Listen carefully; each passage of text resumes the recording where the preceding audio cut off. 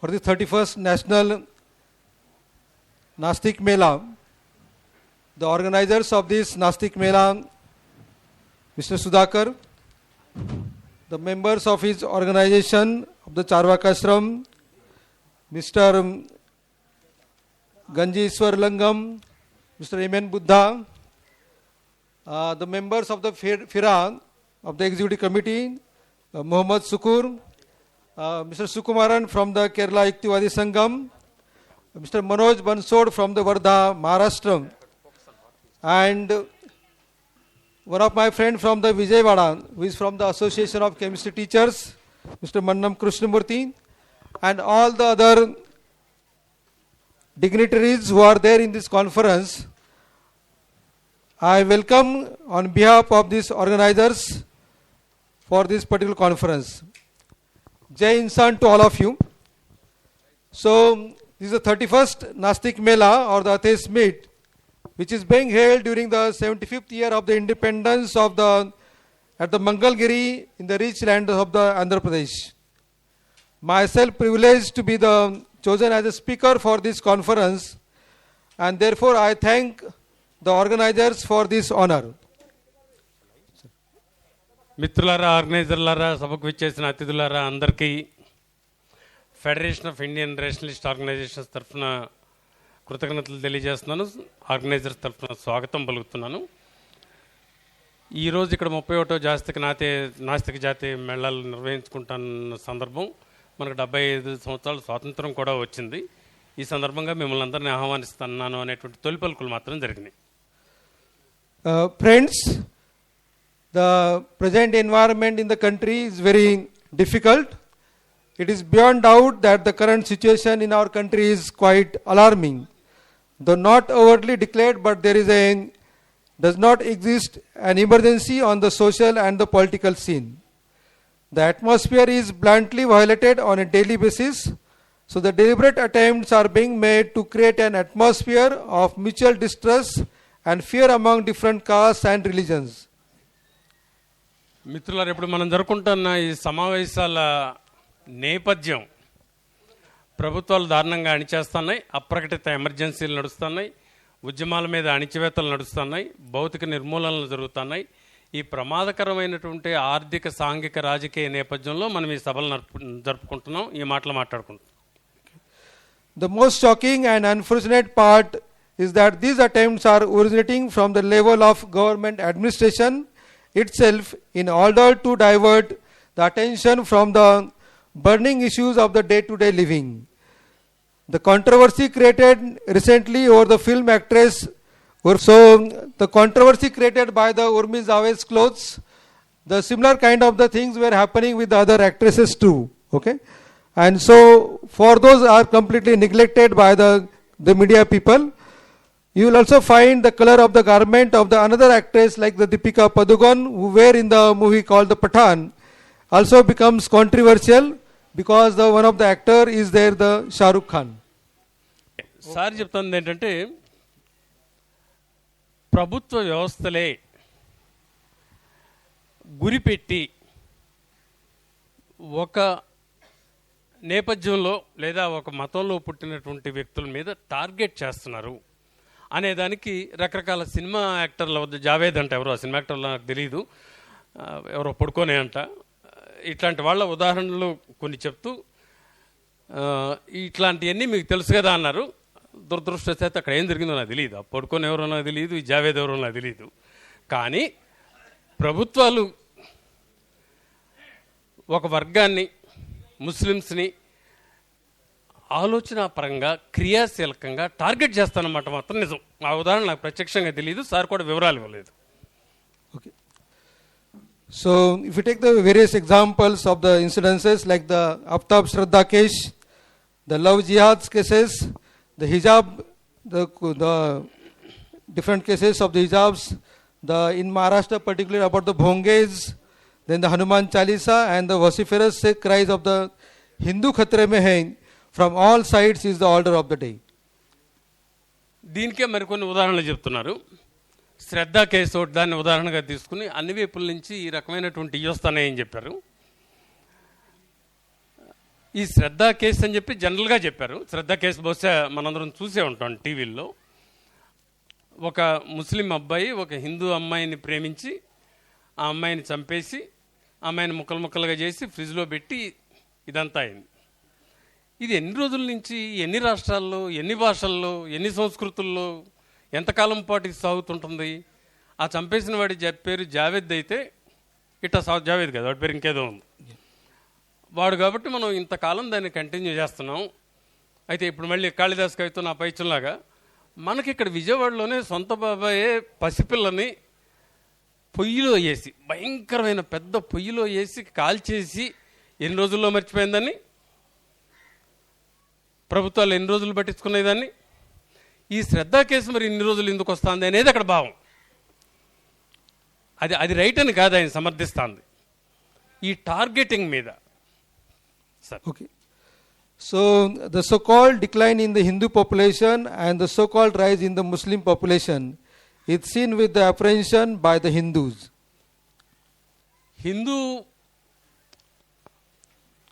హిందువుల సంఖ్య తగ్గిపోతుందని, ముస్లింల సంఖ్య పెరిగిపోతుందని మన ప్రభుత్వాలు మనలో ఆందోళన కలగజేస్తున్నాయి. The inflammatory bloods of the sadhus and the sadhvis is adding fuel to the fire. సాధువులు సాధ్వీమణులు మాట్లాడుతున్న ప్రసంగాలన్నీ adding fuel to the fire అంటే అగ్గిలో కిరోసిన్ పోసినట్టు అనమాట, అగ్నికి వాయువు తోడైనట్టు. వీళ్ళందరి ఉపన్యాసాలు దానికి తోడుగా ఉంటాయి. Those who are supposed to stay away from these worldly affairs advise women to produce more and more children for the Hindu community, as if women are mere the child producing machines. ఈ సామాజికమైనటువంటి లౌకికమైనటువంటి అంశాలన్నిటికీ అతీతంగా ఏదో సంపాదిద్దామని, ఏదో ధ్యానం చేద్దామని, ఏదో మోక్షం పొందుదామని అనుకుంటున్నామని, బతుకుతున్నామని చెప్పి మనకు చెప్తూ నమ్మిస్తున్నటువంటి వాళ్ళందరూ హిందూ స్త్రీలని ఇంకా ఎక్కువ మంది పిల్లల్ని కనమంటున్నారు. Friend, the India was ruled by Muslims for nearly 850 years and another next 150 years by the British Christians. Yet the Hindu population did not decline and they were not pushed into a minority. భారతదేశాన్ని 850 ఏళ్ల పాటు ముస్లింలు పరిపాలించారు. మరో 100 శతాబ్దాలు Christians, ఇంపీరియలిస్టులు, సామ్రాజ్యవాదులు పరిపాలించారు. అయినా కూడా భారతదేశంలో హిందువులు మైనారిటీలోకి వెళ్ళలేదు. ఒక స్టేట్మెంట్ ఇస్తున్నారు. Despite the non-Hindu rulers in the past, how come the majoritarian Hindu population remained largely Hindu? Yet during the present regime, fear is cunningly installed in the populace that Hindus will reduce to a minority. మరి గత 1000 సంవత్సరాల చరిత్రలో ఇతరులు అంటే హిందూయేతరులు మన పరిపాలించిన హిందూ ప్రజలు మైనారిటీలో పడిపోనప్పుడు ఇప్పుడు మైనారిటీలో పడిపోతున్నారని ఈ గగ్గోలు ఈ గత కొద్ది కాలంగా ఎందుకు ఇది ప్రబలుతోంది అని ప్రశ్నిస్తున్నారు. The historical facts are different altogether.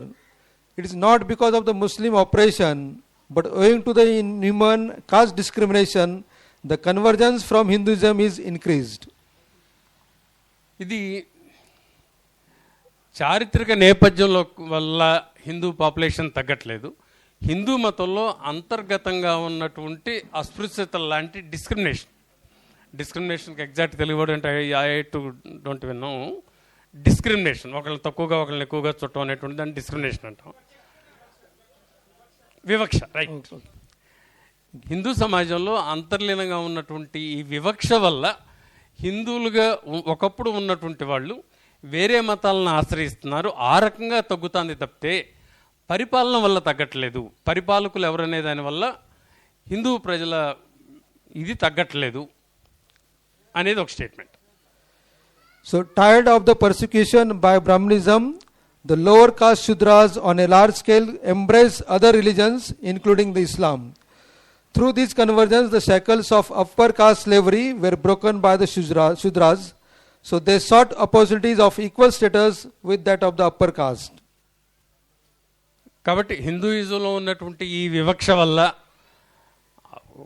అప్పుడు వీలైనప్పుడు ఇస్లాంలోను, ఇప్పుడు వీలైనప్పుడు క్రిస్టియానిటీలోను ఈ వివక్ష నుంచి బయటపడటం కోసం ఇతర మతాల్లోకి వెళ్తున్నారు, కానీ వాళ్ళు పరిపాలించడం వల్ల వెళ్ళటం లేదు అనేది సార్ అభిప్రాయం. ఎందుకంటే సాయంత్రం రేపు నేను కూడా మాట్లాడాల్సి ఉంది. సార్ అభిప్రాయాలన్నిటితో నేను ఏకీపిస్తున్నానని 100% ఏకీపిస్తున్నానని కాదు, సార్ దాన్ని తెలుగులోకి మాత్రమే ట్రాన్స్లేట్ చేస్తున్నాను. ఇప్పుడు నా బాధ్యత. Friend, the three main motivating factors for the human life are food, reproduction and security.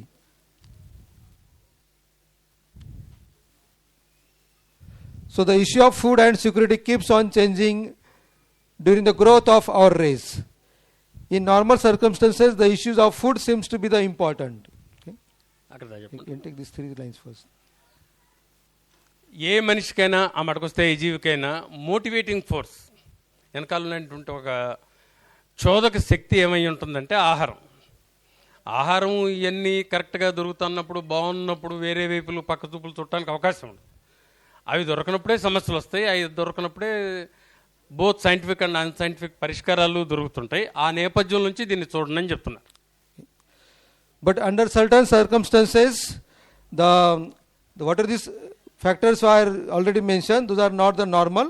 But if the environment is insecure and if there is a fear in the minds, the issue of feed becomes secondary and the issue of security becomes more important.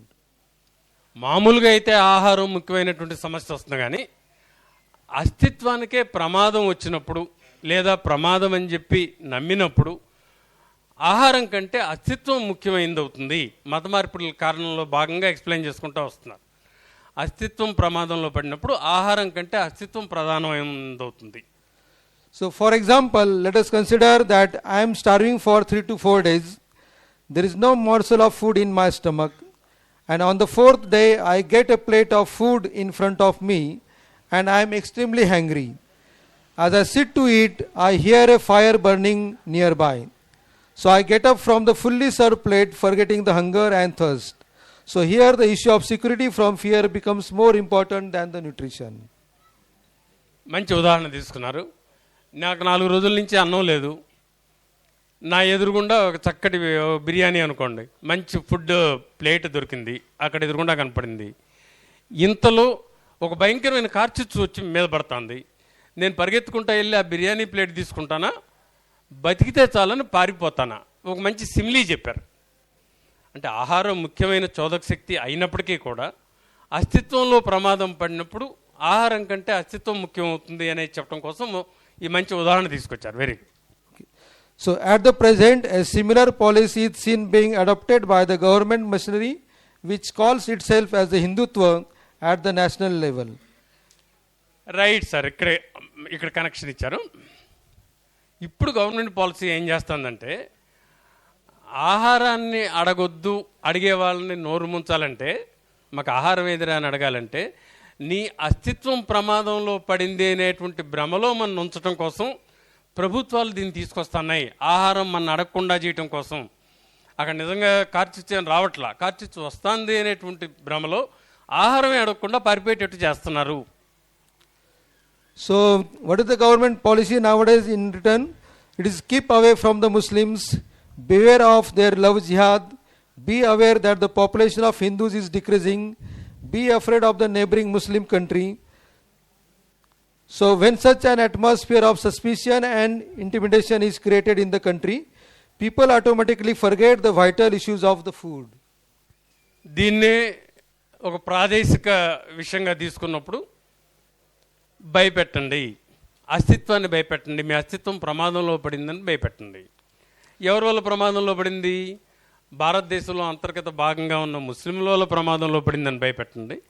మన పొరుగును ఉన్నటువంటి 47కు ముందు మన దేశంలోనే భాగమైంది, 47 తర్వాత పొరుగు దేశం అయినటువంటి పాకిస్తాన్ వల్ల మన అస్తిత్వం ప్రమాదంలో పడింది అని భయపెడితే నువ్వు అన్నం అడగవు, బట్టలు అడగవు, నీళ్ళు అడగవు, ఇల్లు అడగవు, ఏమీ అడగవు. ఆ ప్రయత్నాలు చేస్తాయి ప్రభుత్వాలు అనేది అక్కడ point. The further the problem of unemployment, inflation doesn't bother people anymore and is sidetracked conveniently. The increase in the prices of the petrol, diesel, gas doesn't bother the people. So దానికి explanation ఇస్తున్నారు. ఆ ఆహారాన్ని వదిలేసుకుని అస్తిత్వం కోసం భయపడినప్పుడు సహజంగానే ద్రవ్యోల్బణం గురించి మాట్లాడడం, ఆదానీల గురించి మాట్లాడడం, న్యాయం ఏంటి అన్యాయం ఏంటని మాట్లాడడం, ఈ వికృతి చేష్టలు ఏంటని మాట్లాడడం, దబోల్కర్ని ఎందుకు చంపేశారని మాట్లాడడం.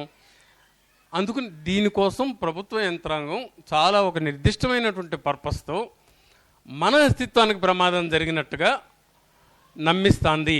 ఈ ప్రమాదం భారతదేశం లోపల ఉన్నటువంటి ముస్లిమ్స్ ద్వారా భారతదేశానికి ప్రస్తుతం పక్కన ఉన్నటువంటి పాకిస్తాన్ అనేటువంటి దేశం వల్ల వచ్చిన ఆ దేశాన్ని చూపించి మన అస్తిత్వాన్ని ప్రమాదంలో పడింది అని మనం నమ్మించి మన మధ్య తగాదాలు పెట్టుకుని మనం ద్రవ్యోల్బణాన్ని ప్రశ్నించకుండా, ఆహార భద్రతను ప్రశ్నించకుండా, మన జీవన విధానాన్ని ప్రశ్నించకుండా ప్రభుత్వాలు తప్పుదారి పట్టిస్తున్నాయి, మిస్లీడ్ చేస్తున్నాయి అని చెప్తున్నారు.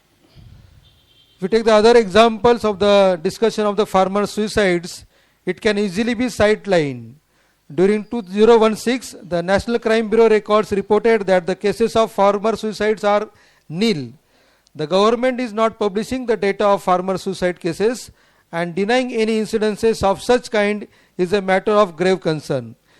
Is it a real solution to stop the farmer suicide cases? So during the previous regime, when the value of rupee fell against the dollar, the value of the country would fail. But now when the rupee is at its lowest, does the value of India increase worldwide? However, such a misleading propaganda was once used to take political advantage by those who are in a power today. ఇక్కడ రెండు విషయాలు చెప్పారు. ఒకటి, ఒక ఉదాహరణగా రైతుల ఆత్మహత్యలు పెరిగిపోతూ ఉంటే ఒకవైపున రైతుల ఆత్మహత్యల గణాంకాలు ఇవ్వటం కూడా మానేశారు. అంతకుముందు ఇచ్చేవాళ్ళు, ఇంతమంది రైతులు చచ్చిపోయారని. 2016 సంవత్సరం నుంచి, అంటే 2014 ఒక ల్యాండ్ మార్క్ భారతదేశానికి, 2016 నుంచి రైతుల ఆత్మహత్యల గణాంకాలే ఇవ్వటం మానేశారు. ఎందుకు ఇవ్వటం మానేశారని కూడా మనం ప్రశ్నించడం మానేశాం. ఎందుకంటే మన అస్తిత్వాన్ని బయలులో పెట్టారు కాబట్టి. మన అంటే విస్తృతమైన భారత జాతి గురించి మాట్లాడుతున్నాం. మన భారత జాతి అస్తిత్వాన్నే వాళ్ళ వల్ల ప్రమాదం ఉంది అని చెప్పి నమ్మించగలిగారు కాబట్టి రైతుల ఆత్మహత్యల గణాంకాలు వాళ్ళు ఇవ్వకపోయినా కూడా మనం మాట్లాడటం మానేశాం. మనం ఏం జరుగుతుంది అనేది చెప్తున్నారు. రెండోది, ఈ పాయింట్ ఇక్కడ ఎందుకు చెప్పారో కానీ, డాలర్తో పోలిస్తే రూపాయి విలువ తగ్గిపోతే జాతి విలువ, దేశం విలువ తగ్గిపోయినట్టు అంతకుముందు గోల్ చేసిన వాళ్ళే ఇవాళ డాలర్కి పోటీగా మన రూపాయి ఇంకా పడిపోతుంటే ఎందుకని మన దేశం ఇంకా వెలిగిపోతుంది, అట్లా పడిపోవటమే చాలా మంచిది అని ఎందుకు చెప్తున్నారు అనేటువంటి ఒక ప్రశ్న వేశారు. దీనికి ఎకానమీస్టులు సమాధానం చెప్పాలి, చెప్తారు. ఓకే, ఆ ప్రశ్న వేశారు, ఆలోచించండి. Friends, this is a convention of atheists, which also mean that of the rebels.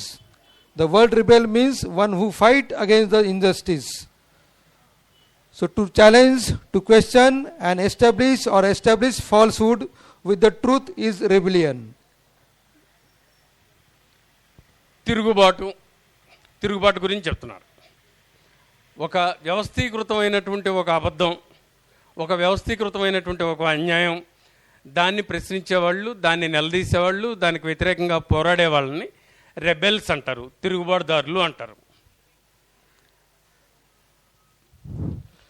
Revolt is related to the truth, and nowadays the lies are vicious tool used for the repression of all the people. So when this untruth is established by the power, the truth challenges it. Society generally expects this kind of the rebellion not only from the atheists but others too, like the writers, academicians and the social reformers too.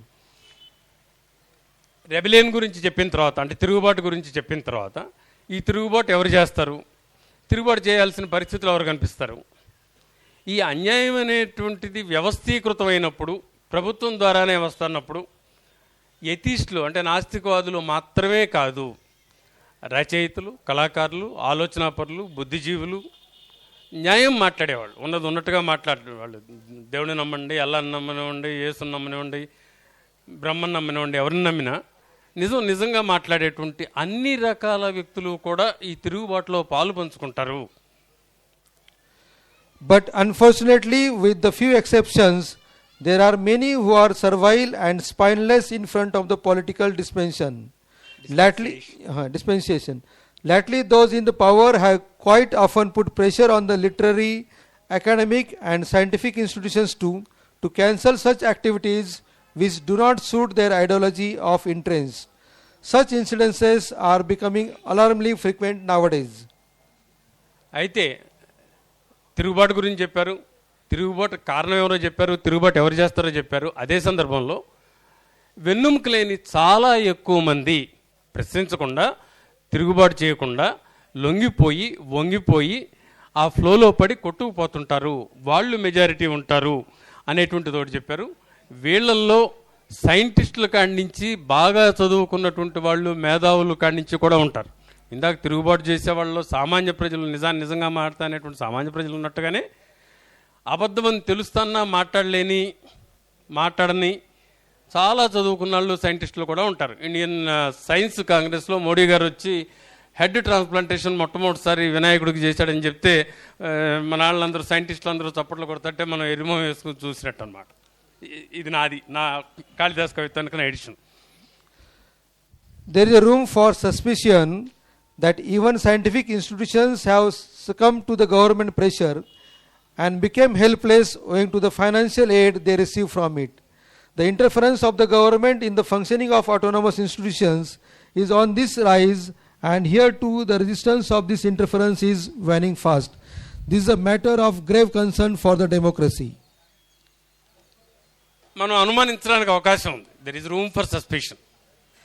దేని గురించి అనుమానించడానికి అవకాశం ఉంది? ఈ scientific organisation ఇప్పుడు నేను చెప్పింది, Indian science Congress, archaeological survey of India, geological society of India, ఇట్లాంటివన్నీ ప్రభుత్వానికి వంత పాడుతూ వాళ్ళిచ్చే ఫండ్స్ మీద ఆధారపడి ఉన్నాయి కాబట్టి అవి సర్వసత్తాక స్వతంత్ర సంస్థలని పేరుకు చెప్పినప్పటికీ కూడా యూనివర్సిటీస్కి వైస్ ఛాన్సలర్ నియమించేది రాష్ట్ర ప్రభుత్వమే, ఈ ఇన్స్టిట్యూట్స్ అన్నిటికీ డైరెక్టర్స్ నిర్మించేది కేంద్ర ప్రభుత్వమే, వాళ్ళకి ఇంత ఫండ్ అని కేటాయించేది కేంద్ర ప్రభుత్వమే, వాళ్ళు ఎక్స్పెరిమెంట్లు చేయాలన్నా, ప్రయోగాలు చేయాలన్నా, పరిశోధనలు చేయాలన్నా డబ్బులు రావాల్సింది కేంద్ర ప్రభుత్వం నుంచే. దాని బాసును నియమించేది వాళ్ళే, దాని మీద యాక్షన్ తీసుకునేది వాళ్లే. కాబట్టి సైంటిఫిక్ బేసిస్ ఉన్నటువంటి సంస్థలన్నీ కూడా లొంగిపోవాల్సినటువంటి పరిస్థితి వచ్చింది. మొదటి నుంచి ఉన్నప్పటికీ కూడా దాని ఇన్ఫ్లుయెన్స్ రోజు రోజుకి ఎక్కువైపోతుంది. Friends, if we consider the Charvaka, Buddha, Mahavira, Chakradhar Swami, Basveshwara, etc. as the tradition of rebellion, then we shall have to make note of the rebellious tradition of the saints in it. Many religious groups existed in the Maharashtra during the pre-Bhakti Panth area, but there was no cohesive society. ఇప్పుడు బుద్ధుడి గురించి, మహావీరుడి గురించి, అంటే జైనం గురించి, చార్వాకుల గురించి వీళ్ళందరికీ చెప్పుకునే ముందు ఒకే మతంలో భాగంగా ఉంటాన్నటువంటి రకరకాల సంతులు, సాధవులు, పీఠాధిపతులు వీళ్ళందరూ కూడా మహారాష్ట్రలో ప్రతిదానికి వాళ్ళ నిర్వచనం చెప్తూ తిరుగుబాటు జెండాలు ఎగరేసినటువంటి పరిస్థితి ఉంది, ఆ బ్యాక్గ్రౌండ్, ఆ చరిత్ర ఉంది. ఇది బహుశా భిన్నత్వంలో ఏకత్వం గురించి చెప్పడానికి, లేదా ఏకత్వంలో భిన్నత్వం గురించి చెప్పడానికి అయి ఉండొచ్చు. తిరుగుబాటు అనేది, ప్రశ్నించటం అనేది మతాల్లో కూడా ఉంది అనే దానికి ఉదాహరణగా ఇది చెప్తున్నారు. In the words of Mahatma Phule, there were no united people, but there were different deities and different forms of the worships. There was nothing that would bring all the inhabitants of this land together. Mahatma పూలే మాటలు చెప్పాలంటే అందరూ ఒకటిగా ఎప్పుడూ లేరు. రకరకాల దేవతలు ఉన్నారు, రకరకాల సాంప్రదాయాలు ఉన్నాయి. ఒకళ్ళు మేకను బలి ఇవ్వాలంటే ఇంకోళ్ళు గొర్రెను బలి ఇవ్వాలంటారు, ఇంకోళ్ళు బర్రెను బలి ఇవ్వాలంటారు. ఇట్లాంటి రకరకాల సాంప్రదాయాలతో, రకరకాల దేవతలతో నిండు ఉన్న మానవ సమూహాలు ఇవన్నీ తప్ప ఒకే యూనిఫామ్ హోమోజీనియస్ సంఘం ఇక్కడ లేదు అనేది మహాత్మా జ్యోతిబా పూలే మాటలను కోట్ చేస్తున్నారు. The Bhakti Sampradayas work to bring these different groups together to create a society. The literature of Bhakti Pantha saints is the literature of spiritual democracy. So this literature stands for the equality, brotherhood and spirituality. This literature gave identity and pride to the society regarding the Marathi, the mother tongue. The literature of saints became the literature of the masses instead of belonging exclusively to any one caste based community like the Brahminism or the Shudras. So ఈ బ్యాక్గ్రౌండ్లో భక్తి సమాజం moment వచ్చింది. భక్తి సమాజం రెండు రకాలైనటువంటి విశేషాలను తీసుకొచ్చింది. ఒకటి ఫిలసాఫికల్గా ప్రజాస్వామికమైనటువంటి కన్సెన్సస్, కలిసి పనిచేయటం అనేటువంటి ఒక భావాన్ని ఇచ్చేస్తే, భాషలో ప్రజల భాషని ప్రజల దగ్గరికి తీసుకెళ్ళటం, ఈ భిన్న సాంప్రదాయాలన్నింటినీ, ఈ భిన్న మత పద్ధతులన్నింటినీ ప్రజల భాషల్లోకి తెంచడం. అంటే సాంస్క్రిట్కి వ్యతిరేకంగా మరాఠా భాషలో మామూలుగా ప్రజలు మాట్లాడుకునే భాషలోనే వీటిని మాట్లాడటం అనేటువంటి రెండు కార్యక్రమాలు ఈ భక్తివాద మూవ్మెంట్ మహారాష్ట్రలో చేసింది. So as a result of the integration of the spiritual ideals and goals created by saint literature, the material goals language of the society were also integrated, and therefore the saints of Bhakti Panths not only created the literature but also made the people of Maharashtra erastra. ఈ కారణాల వల్ల అందరూ కలిసి కూర్చుని ఒకే భాషలో మాట్లాడుకుంటడం వల్ల నేనేం చెప్తున్నానో మీకు తెలియటం, మీరేం చెప్తున్నారో నాకు తెలియటం అనేటువంటి ప్రాథమికమైనటువంటి దాని ద్వారా వీళ్ళందరూ ఒక సమూహంగా, ఒక రాష్ట్రంగా ఏర్పడటానికి అవకాశం ఉంది. మహారాష్ట్ర ఏర్పాటు, మరాఠా ఏర్పాటు వెనకాల ఈ భక్తి మూమెంట్ యొక్క, భక్తి పథ్ యొక్క పాత్ర చాలా ప్రముఖమైంది. The Indian Sanskrit Pandits and the Bhatt Bhikkhus had allowed countless Marathi speaking peasants to languish in ignorance by fostering the belief in the society that knowledge could only be expressed through the Sanskrit language. But in the 13th century, Saint Dhaneshwar launched the first effective revolt against the archaic and highly adored practice of Sanskrit and opened all the locked up knowledge treasure of Sanskrit into the Marathi language. So ఇక్కడ భక్తి మూమెంట్కి ఉన్నటువంటి ప్రాధాన్యత ఏంటంటే, భావజాలం మీద సంస్కృత ఆధిపత్యానికి వ్యతిరేకంగా తిరుగుబాటు చేసి అప్పటికి సాంస్క్రిట్లో ఉన్నటువంటి సైన్స్ను కానీ భావజాలం మొత్తాన్ని మరాఠా భాషలోకి మార్చి అదంతటిని ప్రజల పరం చేసింది. ఇక అందులో తప్పులేంటో ఒప్పులేంటో ప్రజలే నిర్ణయించుకుంటారు. కానీ సాంస్క్రిట్ని ఒక మృత భాషగా చేసినటువంటి భారతీయుల రకరకాల ప్రయత్నాల్లో ఇది ఒక ప్రధాన ప్రయత్నంగా మనం చెప్పుకోవచ్చు. The use of Marathi language instead of the Sanskrit was not a stand of Dhaneshwar against the Sanskrit language, but it was a rebellion against a handful of Pandits who had established ownership over the Sanskrit. So for the first time in history, saints of different castes and tribes started writing and speaking in languages other than the Sanskrit. దైనేశ్వరు ఒకళ్ళే చేసింది కాదు, రకరకాల వాళ్ళు చేసినటువంటి Sanskrit భాషకు వ్యతిరేకంగా. ఎందుకంటే Sanskrit భాష కొంతమందికే పరిమితమైంది. అంతేకాదు చాలా తక్కువ వొకాబులరీ ఉన్నటువంటి చాలా ప్రిమిటివ్ భాష. అది అత్యంత క్లిష్టమైన విషయాలని సాంస్క్రిట్ భాష చెప్పగలిగేటువంటి వొకాబులరీ సాంస్క్రిట్ భాషకు లేదు. దానికంటే తెలుగు భాష ఎన్నో వేల రెట్లు గొప్పది. తెలుగు భాష కంటే కూడా ఇంగ్లీష్ భాషలో వొకాబులరీ ఎక్కువ ఉంది, ఫ్లెక్సిబిలిటీ ఎక్కువ ఉంది, మన ఒపీనియన్స్ని చాలా ఈజీగా ఎక్స్ప్లెయిన్ చేయొచ్చు. But Sanskrit mother of all languages are mother of many languages, but it's a primitive language. మన మదర్ కూడా కోతికిచ్చే గౌరవం కోతికి ఇవ్వాలి, మన మదర్ కాబట్టి. కానీ కోతిలోంచి మనం వచ్చిన కోతిలాగా ఉండం. అట్లాగే సంస్కృతానికి కూడా ఆ సంస్కృత ఆధిపత్యాన్ని తీసేసిన దైనేశ్వరు, ఇంకా మిగతా వాళ్ళని జానేశ్వరు, మిగతా వాళ్ళందరూ కూడా ఇది చేయటం వల్ల ఏం జరిగిందంటే, ప్రతి భాషలోనూ ప్రతి ట్రైబు తన సొంత రచనలు, తన సొంత ఇంటర్ప్రిటేషన్స్ తన భాషలో తను రాసుకోగలిగాడు. Maybe it is appropriate time. భారతదేశంలో 2500 పైన భాషలు ఉన్నాయి. Chakradhar Swami and the Lingayat sect of Basveshwara in the 13th century faced stiff opposition from the establishment due to their direct opposition to the priesthood. Okay, ఇటు చక్రధర్ స్వామి, అటు Lingayat sect, కర్ణాటకలో ఉండేటువంటి Lingayat sect, ఈ బ్రాహ్మణిజానికి కొద్దిమంది పండితులకి వీళ్ళందరికీ వ్యతిరేకంగా, వీళ్ళ మోనోపలికి వ్యతిరేకంగా, అందులో ఆ రోజు ఉన్నటువంటి బ్రాహ్మణులందరికీ వ్యతిరేకంగా నేను అనుకోను, కానీ వాళ్ళ మోనోపలికి వ్యతిరేకంగా, భాష మీద భావజాలం మీద వాళ్ళకున్నటువంటి మోనోపలికి వ్యతిరేకంగా లెగిసిన రకరకాల కెరటాలు. The God is not hungry for the ritual, he is hungry only for the love. He can propitiate it only through the chanting, and chanting does not require an idol of God or worship of him. This can be easily done through the daily course we undertake. It requires nothing else. It doesn't need a priest. ఇక్కడ అన్నమాట ఇక్కడ ఒక మానసిక మార్పు. దేవుడికి ఆకలి లేదు, మనకు ఆకలి ఉంటుంది. దేవుడికి పెద్ద కోరికలు లేవు. కోరికలు మనం దేవుడికున్న కోరికల్లా ఏంటాయంటే మనం కరెక్ట్గా ఉండాలనే కోరిక. దీన్ని ప్రార్థన ద్వారా చేయొచ్చు అని చెప్తున్నారు. ప్రార్థన ద్వారా చేయొచ్చో లేదో ఆయన చెప్పలేదు. కానీ మనం రోజువారీ చేసే పనులు కరెక్ట్గా చేస్తే అది దేవుడికి పూజ చేసినట్టే అనేది ఒకటి.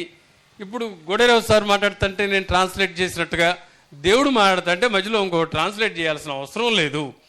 ప్రీస్ట్ యొక్క పాత్ర, పూజారి యొక్క పాత్ర లేదు అనేటువంటి తిరుగుబాటు తత్వం ఈ రిఫార్మ్ మూమెంట్స్ తీసుకొచ్చినాయి.